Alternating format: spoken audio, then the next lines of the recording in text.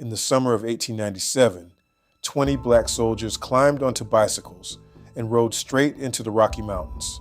They were not lost. They were on orders. The United States Army wanted to know if a bicycle could replace a horse. It was cheaper to feed. It never got tired. It never spooked. So the Army picked one unit to find out and sent them nearly 2,000 miles to prove it. June 14, 1897. Fort Missoula, Montana. The men belonged to the 25th Infantry. Buffalo soldiers, black troops the Army sent to its hardest posts and its longest marches. Their commander was a young white lieutenant named James Moss, who believed the bicycle was the future of war. Their bikes were not like yours.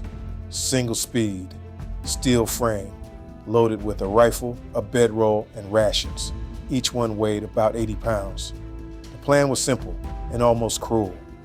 Ride from Montana to St. Louis, 1,900 miles, carry everything, fix everything, and do it on roads that in 1897 barely existed.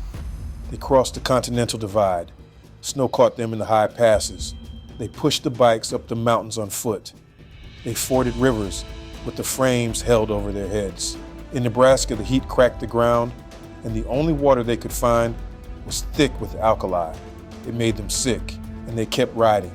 Some days the mud was so deep, they carried the bikes onto the railroad tracks instead and bounced over every wooden tie for miles, 56 miles a day, day after day, for 6 weeks.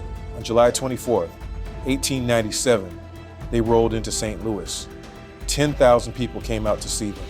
1,000 cyclists and a mounted police escort rode them into the city like heroes. Lieutenant Moss wrote his report. A bicycle corps, he said, could move twice as fast as cavalry, at 1/3 the cost. The experiment worked.